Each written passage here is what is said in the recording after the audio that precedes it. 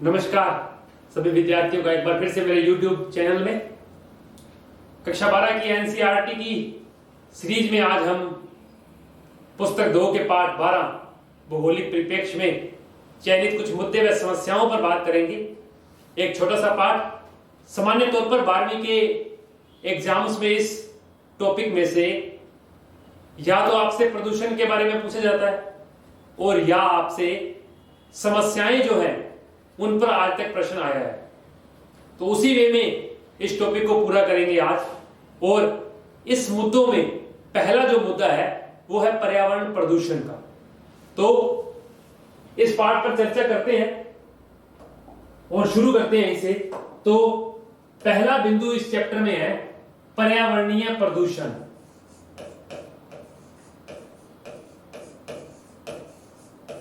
पर्यावरणीय प्रदूषण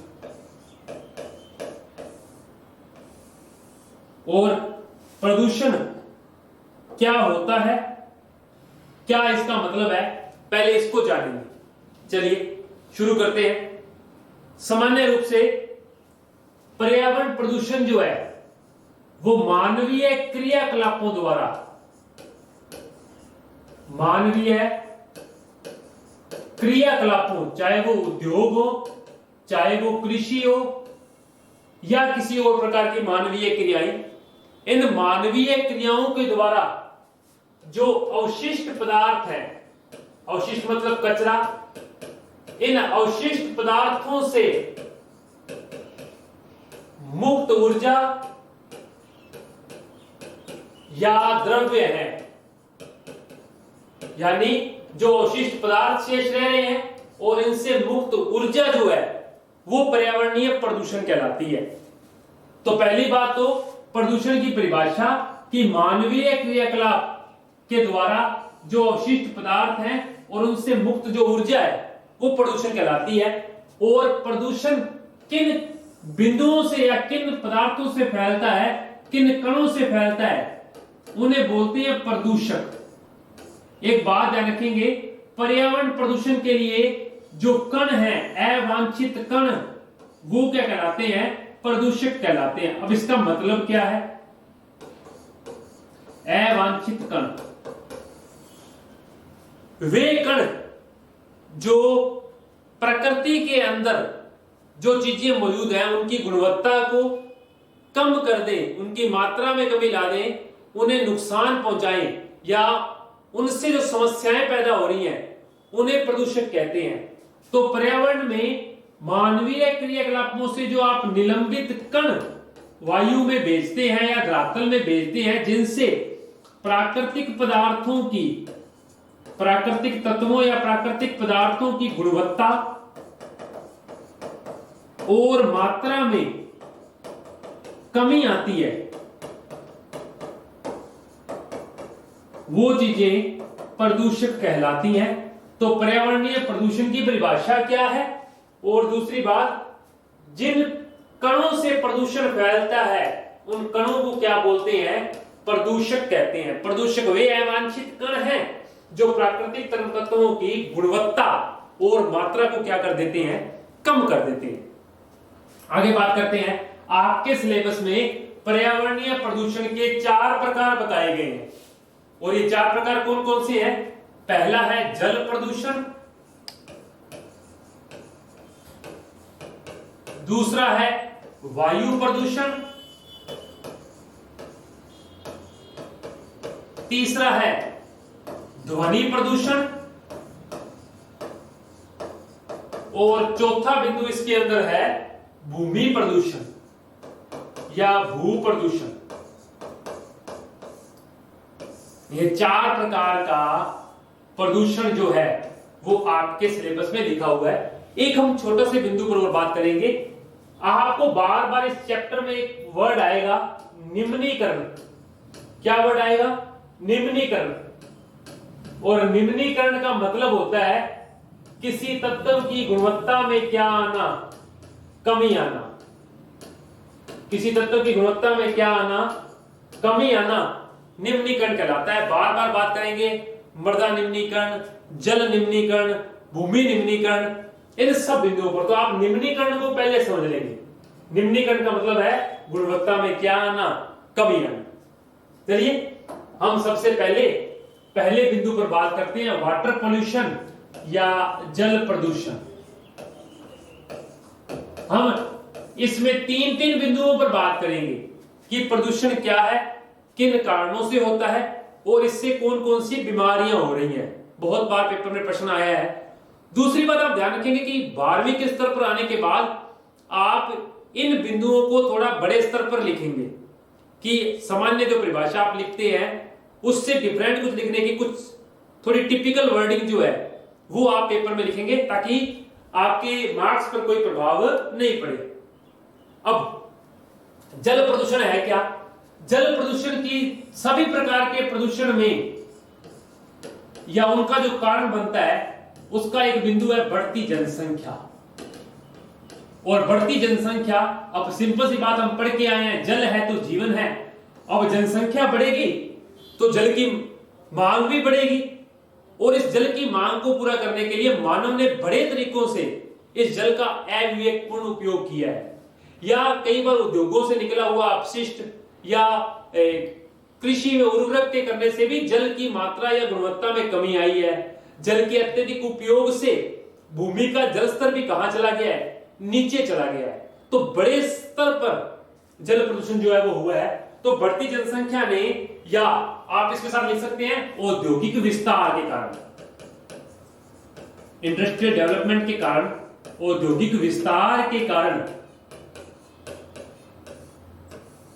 जल का अविवेकपूर्ण उपयोग हुआ है और जिससे 4 चीजें आपके सिलेबस में, नदियां, नहरें, झीलें और तालाब, ये चारों का जल क्या हो चुका है? प्रदूषित हो चुका है।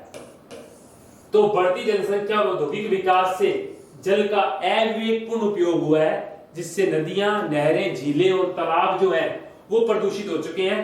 पहली बात तो ये। अब जल प्रदूषण में कौन कौन से कण से योगदायक है उनकी बात करते हैं। अब इन सब में क्या क्या मिल रहा है? एक तो निलंबित कण यानी प्रदूषक मिल रहे हैं। दूसरी चीज इनमें अकार्बनिक पदार्थ, तीसरे इनमें कार्बनिक पदार्थ। ये तीनों पदार्थ मिलकर जो हैं जल को क्या कर रहे हैं? प्रदूषित कर रहे हैं। निलंबित कण, कार्बनिक और अकार्बनिक पदार्थ, इससे जल जो है वो प्रदूषित होता है। अब जल का प्रदूषण जो है वो 3 तरीकों से हो रहा है। आप जल प्रदूषण के कारण समझेंगे, हम डिटेल से बात कर लेते हैं इस पे। जल प्रदूषण के 3 कारण हैं।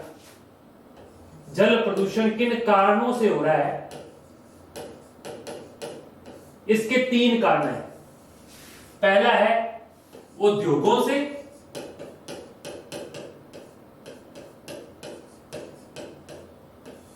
दूसरा कारण है कृषि से और तीसरा कारण है सांस्कृतिक गतिविधियों से। कल्चरल एक्टिविटी से भी जल प्रदूषित हो रहा है। और भारत सरकार ने अभी इसके लिए बड़े स्तर पर नमामि गंगे प्रोजेक्ट को चलाया। अभी वर्तमान में आपने कल परसों काफी न्यूज में देखा होगा, प्रधानमंत्री श्री नरेंद्र जी मोदी द्वारा जो ओलंपिक्स में विजेताओं ने जो उन्हें उपहार के तौर पर या भेंट के तौर पर जो सामान दिया था, जैसे भाला वगैरह जो भी है, उनकी नीलामी की गई और उनका जो पैसा है वो नमामि गंगे प्रोजेक्ट में लगाया गया। तो नमामि गंगे प्रोजेक्ट जो कि बड़े स्तर का वाइड प्रोजेक्ट था गंगा नदी को साफ करने के लिए, तो सांस्कृतिक गतिविधियों की रोक लगाई गई, घाटों का जो है वो सांस्कृतिकरण किया गया, उन्हें साफ सफाई से बनाया गया। इन सब पर भी बात करेंगे आगे। तो 3 तरीकों से जल प्रदूषित हो रहा है और इनमें हमने 3 गतिविधियां फेमस मांगी हैं। सबसे पहले उद्योग। अब उद्योग क्या करते हैं? उद्योगों से जल कैसे प्रदूषित होता है? सबसे पहले निकलता है औद्योगिक कचरा। औद्योगिक कचरा जो कि जल में मिलता जाता है। दूसरी चीज है अपशिष्ट जल। तीसरी चीज है जहरीली गैसें।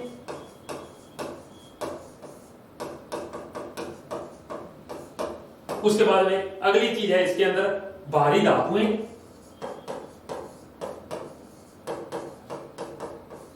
वह धुआं। ये सब जब जल में मिलते हैं तो जल क्या होता है? प्रदूषित होता है। और इसी कारण से आप देखेंगे जो कानपुर के पास यमुना भारत की सबसे प्रदूषित नदी है, वो भी किस उद्योग के कारण? चमड़ा उद्योग के कारण। वैसे जल को 3 उद्योग बड़े प्रभावित करते हैं। एक चमड़ा उद्योग ध्यान रखेंगे, दूसरा है कागज व लुगदी उद्योग। कागज व लुगदी उद्योग से भी जल अत्यधिक मात्रा में क्या होता है? प्रदूषित होता है। इस बात का ध्यान रखेंगे। एक है वस्त्र व रसायन उद्योग। ये 3 उद्योग ऐसे हैं जो जल को अत्यधिक मात्रा में क्या करते हैं? प्रदूषित करते हैं। तो उद्योगों से औद्योगिक कचरा, अपशिष्ट जल, इसके अलावा जहरीली गैसें और भारी धातुएं व धुआं जो है जब जल में मिलता है। अच्छा, ये दोनों क्या करते हैं? अम्ल वर्षा में सहायक होते हैं। जहरीली गैसें जब वाष्प के साथ ऊपर जाती हैं तो उनमें मिलकर अम्ल वर्षा के रूप में नीचे आते हैं, जिससे भूमि प्रदूषण भी होता है। और जब ये जलीय स्रोतों में गिरता है तो जल भी प्रदूषित होता है। तो और चमड़ा उद्योग, कागज व लुगदी उद्योग और वस्त्र व रसायन उद्योग जल को अत्यधिक मात्रा में प्रदूषित करते हैं। कानपुर के पास यमुना नदी भारत की सबसे प्रदूषित नदियों में से एक है। अच्छा, अब आप दूसरी ध्यान रखेंगे, इसी के आगे बात करते हैं। अगर हम उद्योगों से पहले कृषि पर बात करते हैं, कृषि में भी कौन सी कृषि ने जल प्रदूषण सर्वाधिक किया है? उसका मतलब आधुनिक कृषि से है। अच्छा, सामान्य रूप से उद्योगों का जो जल है, उद्योगों से जो कचरा निकलता है वो सतही जल को प्रभावित करता है। सतही जल का मतलब नदियां, नहरें, झीलें और तालाब जो आपको धरातल पर दिखता है। परंतु कृषि के कारण भूमिगत जल प्रभावित होता है। कौन सा जल? भूमिगत जल प्रभावित होता है। कैसे? मान लीजिए आपने यहाँ फसल बोई है, इस फसल में आपने रासायनिक उर्वरक किया, खेतों को पानी दिया, तो पानी के साथ रिस कर ये रसायन कहां जाते रहते हैं? नीचे। और नीचे का जो भूमिगत जल है वो क्या हो जाता है? प्रदूषित हो जाता है। तो कृषि के द्वारा, कृषि में रासायनिक उर्वरकों के प्रयोग से, खरपतवार के नाशकों से, इन सब से जो भूमिगत जल है वो प्रदूषित हो रहा है। तीसरा, भारत में सबसे बड़ा कारण है तीर्थ यात्राएं, मेले और पर्यटन।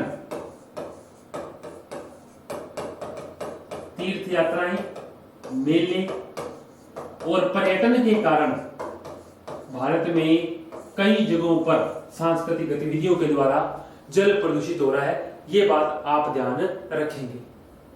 इसी के बाद में भारत सरकार ने बड़े स्तर पर गंगा नदी की सफाई और उसकी स्थिति को सुधारने के लिए प्रोजेक्ट चलाया, जिसका नाम था नमामि गंगे प्रोजेक्ट। अब इस प्रोजेक्ट में था क्या? इस प्रोजेक्ट में गंगा नदी पर चल रहे 300 छोटे बड़े प्रोजेक्टों को आपस में सरकार द्वारा जोड़ दिया गया। तो कुल 300 प्रोजेक्ट इस नमामि गंगे प्रोजेक्ट के तहत चलाए गए। अब इस प्रोजेक्ट में कहा गया कि गंगा नदी के किनारे जितने भी शहर हैं वहां सीवरेज ट्रीटमेंट प्लांट शुरू किए जाएंगे। घाटों के किनारों पर, नदी के किनारों पर वृक्षारोपण किया जाएगा।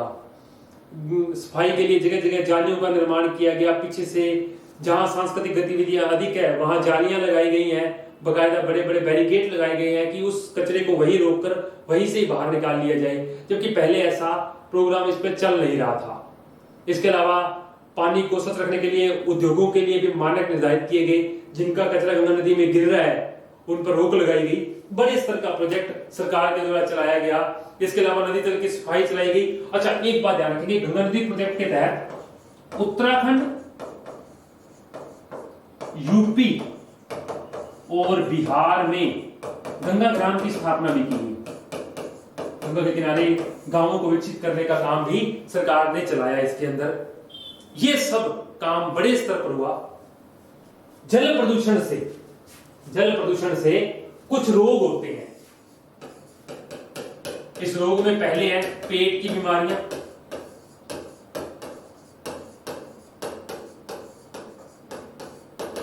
बीमारियां, इसके अलावा आप ध्यान रखेंगे डायरिया,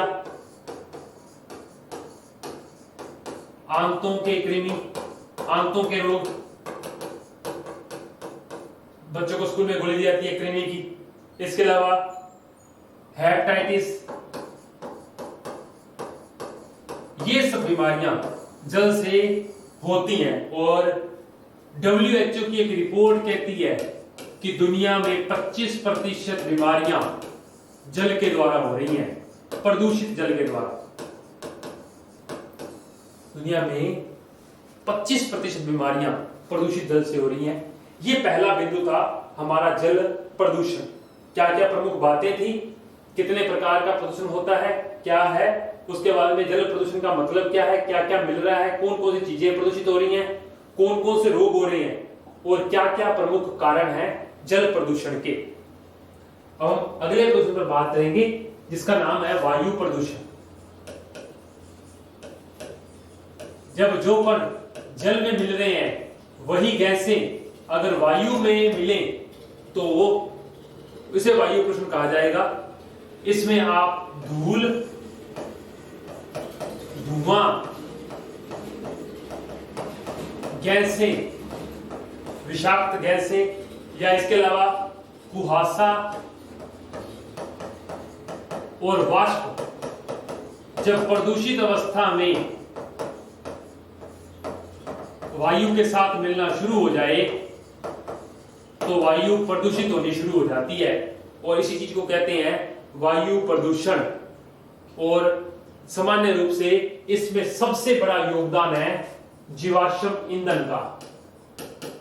सबसे अधिक वायु प्रदूषण पेट्रोलियम या उसके उत्पादों के जलने के कारण हो रहा है। और इसमें प्रमुख गैसें हैं कार्बन डाइऑक्साइड की मात्रा बढ़ना, मीथेन की मात्रा बढ़ना, सल्फर डाइऑक्साइड, नाइट्रोजन डाइऑक्साइड। वायु प्रदूषण जो है वो एक नई तकनीक को जन्म देता है, एक नई समस्या को जन्म देता है जिसका नाम है अम्ल वर्षा।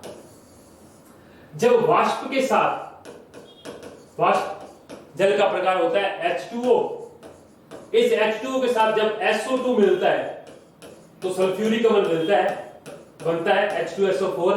और जब इसी वाष्प के साथ NO2 मिलता है तो HNO3 मिलता है, हाइड्रोक्लोरिक अम्ल बनता है। और जब ये दोनों कण वर्षा के साथ नीचे आते हैं तो भूमि और जल को क्या करते हैं, प्रदूषित करते हैं। तो वायु प्रदूषण अम्ल वर्षा के लिए भी योगदान देती है, सामान्य रूप से ध्यान रखेंगे। अच्छा, एक छोटा सा बिंदु ध्यान रखेंगे, इसमें एक ऑप्शन आता है धूम्र कोहरा। क्या होता है? शहरों के बाहर आप कई बार देखते हैं उद्योगों में एक व्हाइट सी परत चलती रहती है शहरों के ऊपर। आप कभी शहर से बाहर जाएंगे और शहर के अंदर देखेंगे तो एक बिल्कुल व्हाइट परत होगी, या कई बार आप खेतों के ऊपर से सामान्य तौर पर देखते हैं, वो सामान्य रूप से स्मोक का प्रकार होता है। धुएं का जल के साथ मिलना, यानी नगरीय औद्योगिक धुएं का, उद्योगों के धुएं का जल के साथ मिलना क्या कहलाता है? धूम्र कोहरा कहलाता है। इसे बोलते हैं स्मोग।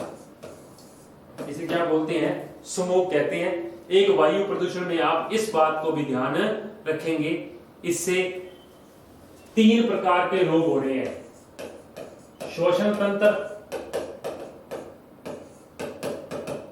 तंत्रिका तंत्र और रक्त संचार संबंधी रोग। ये तीनों रोग जो है वो वायु प्रदूषण के कारण होते हैं। इस बात को भी आप ध्यान रखेंगे। ठीक है, हम बात कर चुके हैं carbon dioxide, methane, SO2, NO2। आप कार्बन मोनोऑक्साइड भी लिख सकते हैं, सीसा भी लिख सकते हैं, एस्बेस्टोस भी लिख सकते हैं। ये सब वायु को क्या करते हैं, प्रदूषित करते हैं। परंतु सर्वाधिक वायु प्रदूषण जीवाश्म ईंधन के दहन से होता है। तीसरी चीज है ध्वनि प्रदूषण। दो प्रदूषण आपके कंप्लीट हुए, कोई बिंदु हमारा रह नहीं रहा है इसमें, आप ये बात ध्यान रखेंगे। तीसरा पॉइंट है ध्वनि प्रदूषण।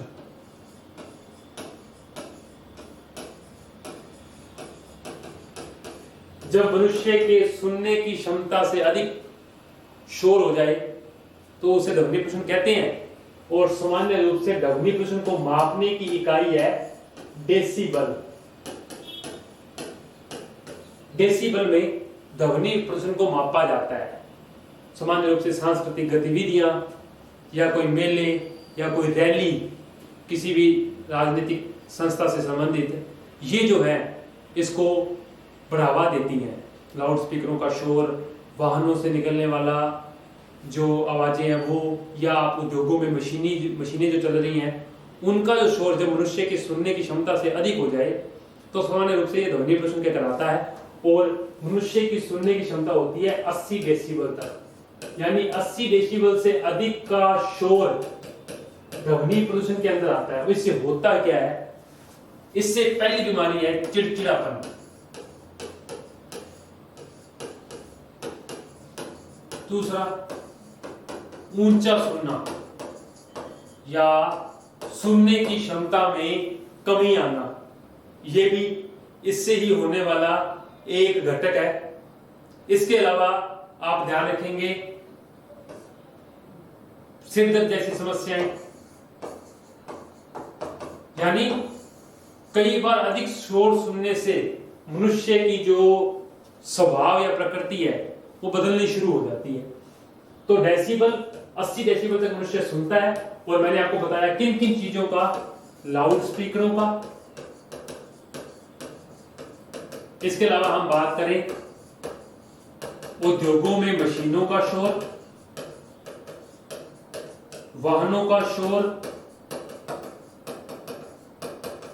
सांस्कृतिक गतिविधियां, कोई मिलने वाला शोर, ये सब ध्वनि प्रदूषण को बढ़ावा देती हैं। ध्यान रखेंगे आप इसे। अब ध्वनि प्रदूषण एक विशिष्ट प्रकार का प्रदूषण होता है, परंतु वर्तमान में ये सभी स्तरों पर फैल गया है। सामान्य रूप से कहा जाता है कि किसी हवाई अड्डे से दूर जाने पर, किसी औद्योगिक क्षेत्र से दूर जाने पर ध्वनि प्रदूषण कम होता जाता है, या महानगरों से दूर जाने पर, भीड़ भाड़ वाले इलाकों में जहां शोर अधिक है उससे दूर जाने पर ध्वनि प्रदूषण की मात्रा क्या होती जाती है, कम होती जाती है। इस बात को भी आप ध्यान रखेंगे।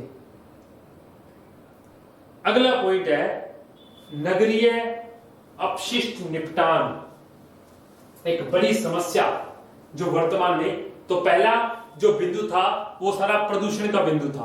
और हमने प्रदूषण में कितने बिंदु पढ़े, 3 प्रदूषण के बिंदु हमारे सिलेबस में थे, वायु, जल और ध्वनि। क्या क्या होता है सभी पर हमने विस्तार से बात की है, कौन कौन सी बीमारियां हैं, किन कारणों से हो रहा है, ये सब चीजें। अगला जो बिंदु है वो है नगरीय अपशिष्ट निपटान। नगरों में कचरा बढ़ रहा है, बड़ी गंभीर समस्या कि इसको कैसे निपटाया जाए। कितना कचरा प्रतिवर्ष नगरों से निकलता है और उसे शहर से बाहर किसी जगह पर आप उसे इकट्ठा करना शुरू कर देते हैं, जहां गंदी बस्तियां बसनी शुरू हो जाती हैं, कचरे के ढेर लगने शुरू हो जाते हैं। इसको निपटाया कैसे जाए? तो नगरीय अपशिष्ट निपटान जो है वो 2 तरीकों से होता है। एक तो घरेलू प्रतिष्ठानों से,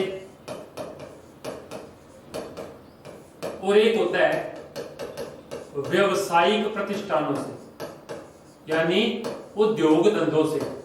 और इसमें कोई भी चीज, छोटी से छोटी सुई से लेकर बड़े बड़े कंटेनर तक जो है वो कचरे में आते हैं।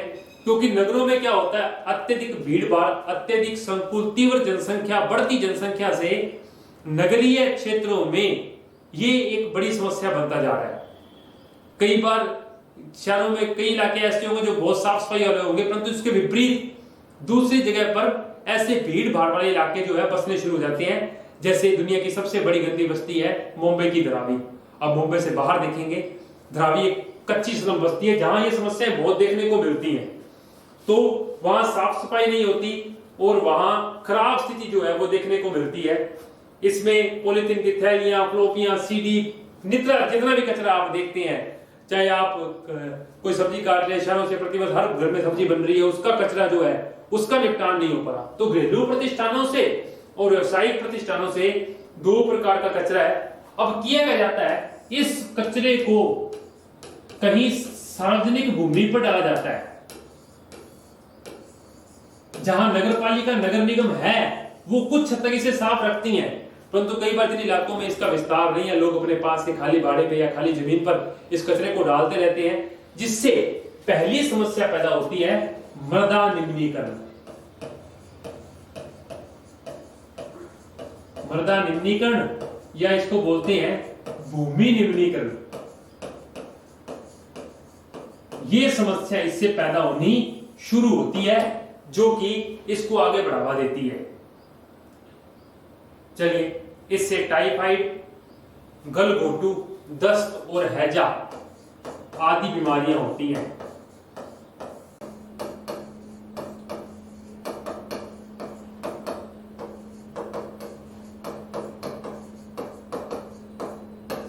आगे बात करते हैं। तो चार बीमारियां अभी हमने बात की कि टाइफाइड, गलघोटू, दस्त और हैजा जैसी बीमारियां नगरीय अपशिष्ट में कचरा बढ़ने के कारण ये पैदा हो रही है। इसमें आप मियादी, टाइफाइड का मतलब बुखार से संबंधित है, तो ये चार बीमारियां इससे जो है वो हो रही हैं।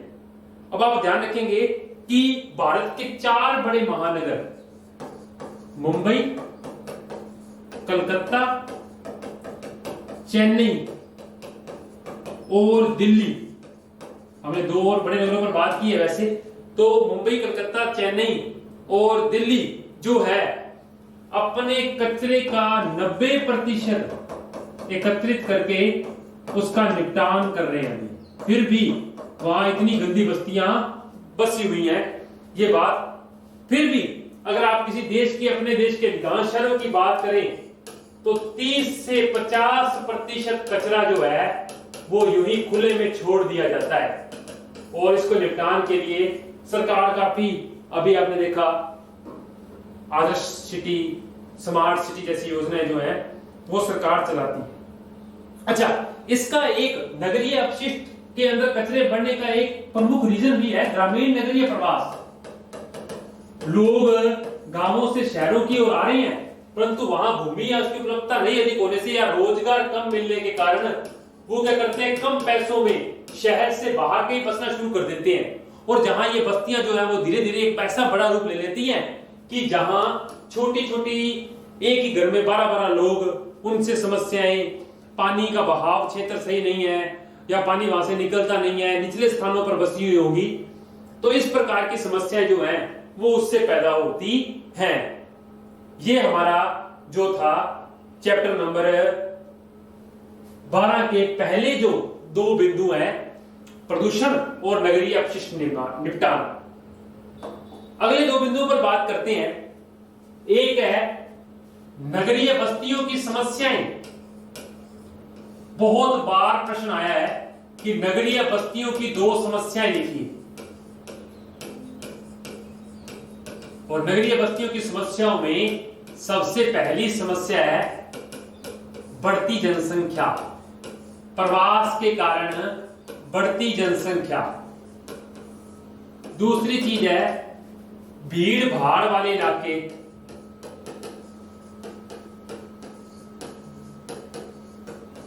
फिर है गंदी बस्तियों का निर्माण, इसका भी ध्यान रखेंगे। एक ये समस्या इससे पैदा हो रही है। तीसरा, इसी में आप आगे देखेंगे कि नगरीय क्रोडों की रचना। नगरीय क्रोड ये क्या होता है, भीड़ भाड़ वाले इलाके को विकसित होने को बोलते हैं। अब ऐसी बात नहीं है, इन समस्याओं से निपटने के लिए सरकार योजनाएं भी चला रही है। सरकार हरित पट्टियों का निर्माण कर रही है। सरकार उपवन विकसित कर रही है। सरकार सामाजिक वानिकी को बढ़ावा दे रही है। सरकार स्वच्छ शहर की योजना चला रही है। स्मार्ट सिटीज बना रही है। कई प्रकार के प्रोसेस जो है वो इससे चल रहे हैं। अगर हम आगे बात करें, इसी के साथ इस समस्या के कारण काफी अलग योजनाएं भी चल रही हैं। सरकार इनके लिए प्रति वर्ष मानक निर्धारित कर रही है। सरकार इस चीज को बढ़ावा देने के लिए, इन समस्याओं को दूर करने के लिए शहरों को पुरस्कृत कर रही है। काफी तरीके की योजनाएं सरकार के द्वारा चलाई जा रही है। और एक अंतिम बिंदु है भूमि निम्नीकरण। हमने बात पहले की है, निम्नीकरण का मतलब होता है किसी भी चीज की मात्रा या गुणवत्ता में कमी आना। तो जब भूमि की गुणवत्ता या मात्रा में कमी आएगी, चाहे वो कृषि से आए, चाहे वो उद्योगों से आए, चाहे वो बढ़ती जनसंख्या से आए, चाहे आप उन पर नगरीय बस्तियों का निर्माण करें, ये सब चीजें जो है बढ़ती जनसंख्या के कारण भूमि निम्नीकरण की समस्या को पैदा करती है। ये था हमारा चैप्टर नंबर 12। धन्यवाद। अगली कक्षा में किसी और बिंदु पर बात करेंगे। चैनल को जरूर लाइक और सब्सक्राइब करेंगे।